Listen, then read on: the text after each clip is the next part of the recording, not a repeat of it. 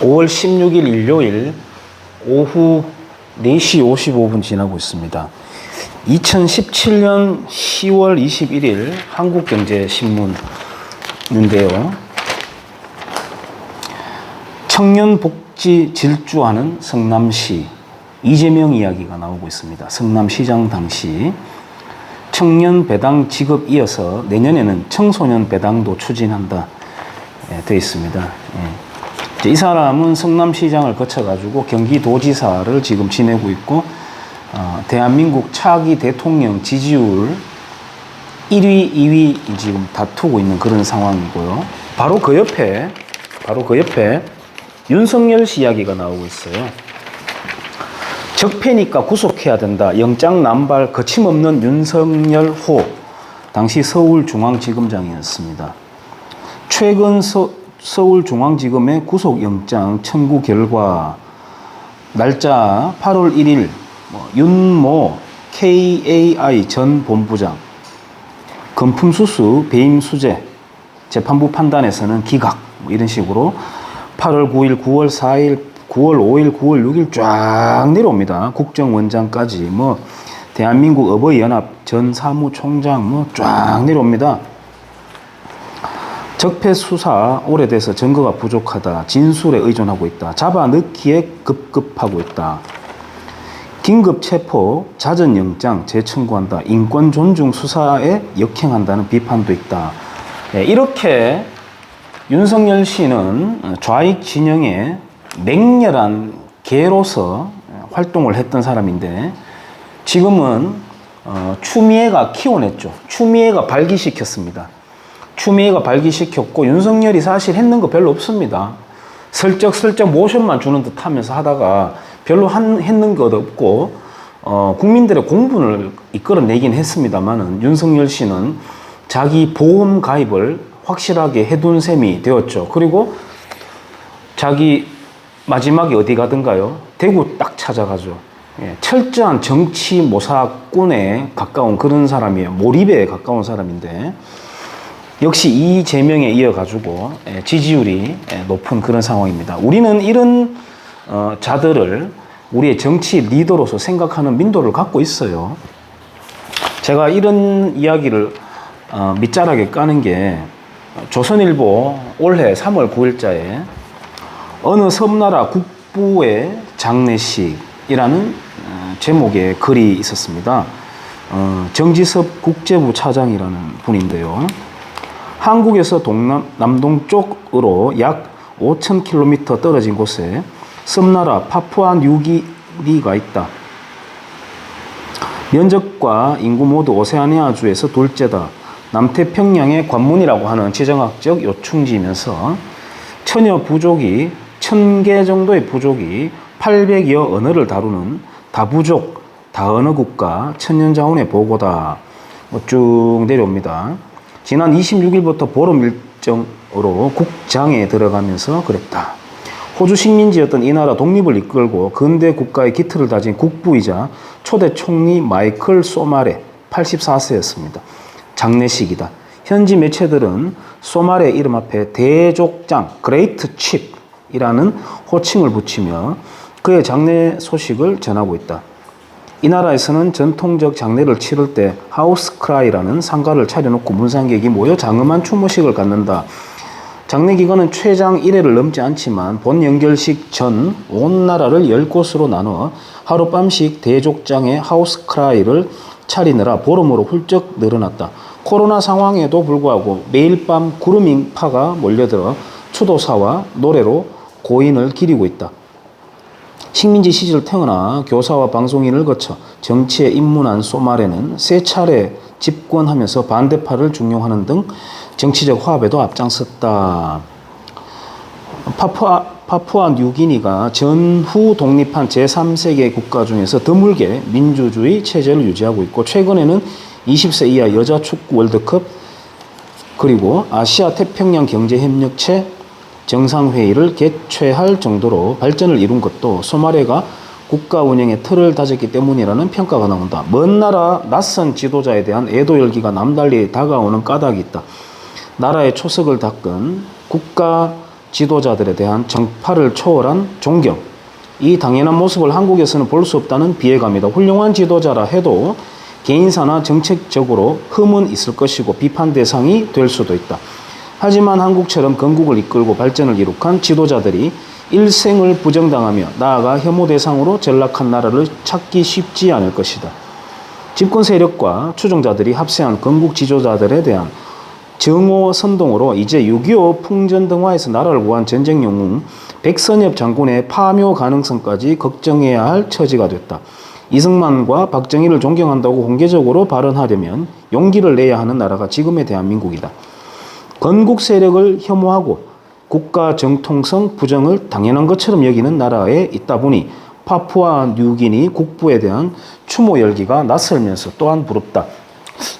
이 기자분도 한계가 있는 것이 전두환 대통령에 대한 이야기는 하지 않네요.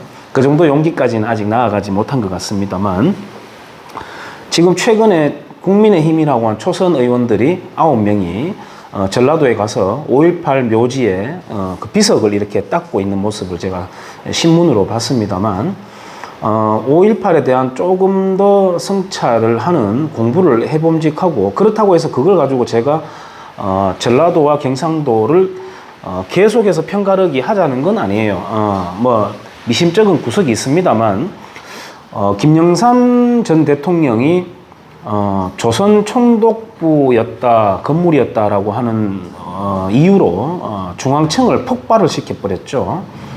정말 야만적인 행동을 한 것인데요. 예를 들어서 더불어민주당 당사에 가면 김대중 대통령, 노무현 대통령 사진을 걸어놓습니다. 솔직히 저는 김대중 씨에게 대통령이라는 직함을 붙이고 싶은 마음이 별로 없어요. 하지만 붙여 있고요. 국민의힘이라고 하는 정당에 가보면은 이승만, 박정희, 김영삼 이렇게까지 붙여놨습니다. 사실은 김영삼 대통령 사진은 더불어민주당 당사에 붙여놔도 될 만할 정도로 왼쪽으로 기울어 있는 사람이라고 저는 판단합니다만, 어쨌든 거기에도 세 개만 붙어 있습니다. 그것마저도 홍준표 전 당 대표 시절에 붙여놨던 것이에요. 그런데 누구 하나 전두환에 대해서는 붙이지 않고, 또 정파적으로 자기들이 당에서 배출한 대통령만 이제 끄집어 내놓고 있습니다만, 만약에 정말 대한민국이 뭐 역사적인 평가라든지 국민들의 어떤 옥신각신하는 그런 것들이 있다 하더라도 아주 큰 틀에서 미래를 향해서 나아가는 나라가 되려면은 역대 대통령 사진을 당사에 다 붙여놔야 됩니다. 지금 문재인 씨 사진이 붙느냐 마느냐는 정말 역겨울 정도로 거부감이 들지만, 그래도 다 붙여놔야 됩니다. 아까 말씀드렸듯이 역사적인 평가에 대해서 학자들이라든지 뭐 국민들끼리의 어떤 논쟁이라거나 어떤 그런 재단은 할 수 있겠죠. 그것까지도 입을 닫게 해서는 안 되겠죠. 광주 5.18에 대해서 이상한 이야기를 하면 처벌한다라고 하는 그런 야만적인 법이 있어서는 안 되는 것처럼, 또는 박유하 교수라든지 전두환 대통령의 어떤 자서전에 대해서 이 항목 저 항목을 삭제시켜라라고 하는 것처럼 아주 중국의 반문명적인 문화혁명 같은 그런 행동을 하고 있는 게 대한민국이긴 한데, 원자바오 전 중국 리더에 대해서 자기가 책에서 자유라고 하는 단어가 있으니까 그걸 이제 검열을 했다라고 하는 뉴스가 얼마 전에 신문에서 나왔습니다만, 우리 한국도 지금 다른 나라에 대한 어떤 표현의 자유에 대한 어떤 규제를 말할 지금 처지에 있지 않습니다. 우리나라도 굉장히 지금 표현의 자유가 억압을 받고 있어요. 오히려 그러면서 대북 전단법을 막아버리는, 그거 실효성도 없다라고, 그거 듣고 탈북을 했다라고 정원들이 속출하고 있는데도 불구하고 그거 실효성 없다고 경향신문하고 이런 데서는 또 사설을 내놓기도 했습니다만, 대한민국이 통합을 이뤄가고 하려면 역사적인 평가는 평가대로 하되 그 사진들을 다 거는 겁니다. 예를 들어 제가 국민의힘에 어떤 영향을 준다고 한다면 그 사진을 다 걸자고 제가 제안을 할 거예요. 예. 그리고 그러면은 오히려 더불어민주당의 입지가 정말 요즘 유행하는 간장종지만하네라고 하는 식으로 그렇게 몰아갈 수 있는 어떤 정치적인 또 어떤 맥락을 만들 수도 있다고 저는 생각을 해요. 야, 너희들은 너희 당에서 배출한 대통령만 대통령이냐? 너희들은 정말 너희들 아닌 사람들은 적폐라고 내모는 편협적인 정당이구나 라고 이제 공격할 수도 있기 때문에 역대 대통령 사진을 당사에 다 걸고 그렇게 해서 세팅을 하고 시작하는 게 맞다고 보고, 그래서 새로운 상품을 내놓고 전라도 경상도 나눠 묻게 해가지고 그렇게 가는 게 아니라 서로가 서로에 대해서 존재할 수밖에 없는 적대적 공존 상태, 공생 상태로만 가는 게 아니라 미래로 향하는 정책 경쟁으로 치달아 나갈 수 있다. 저는 그렇게 생각을 해요. 그 이동욱이라고 하는 기자분이 있습니다. 그 연속 변침이라는 그 세월호 관련된 책도 냈었고,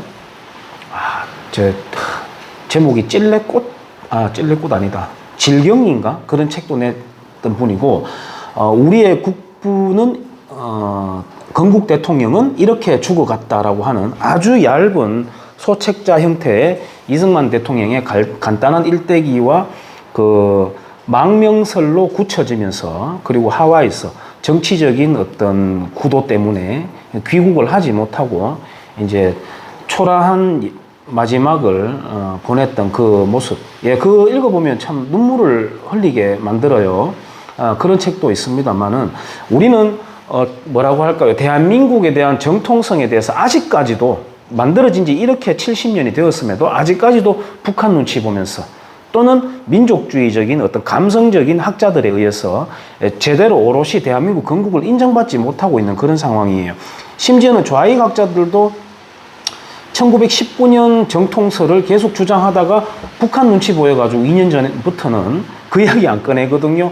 북한 입장에서 볼 때 1919년 정통설을 자꾸 주장하게 되면은 자기들의 조선민주주의 인민공화국이 이 한반도에서 헤게모니를 가지는 정통성이라는 게 훼손이 되므로 굉장히 불편한 말이었던 것이죠. 더구나 임시정부의 초대 대통령 자체가 또 이승만 대통령 아니겠습니까? 그때부터 좌익 학자들이 입을 다무는 걸 보면서 참 불쌍한 인간들이다 이런 생각까지도 들었습니다만은, 그렇게 하다 보니까 조선에 대한 비판이 약해지고, 동학을 동학대로 초항을 하면서 또 조선 왕실에 대한 비판 의식이 약해지고, 그러다 보니까 조선은 계속 순수하고 착한 사람들이어야 되고 일본은 계속 악마여야 되는 그런 구도로 이제 만들어가게 되고, 그러니까 대한민국 정통성을 인정하지 못하고 집회에도 다 조선 사람이 들어가 있고, 대한민국 상징에도 조선 사람들이 동상으로 우뚝 서 있고, 대한민국 건국을 만들어낸 사람들에 대한 국부를 비롯한 건국의 위인들 이야기하지 않고, 6.25 전쟁의 영웅들을 이야기하지 않고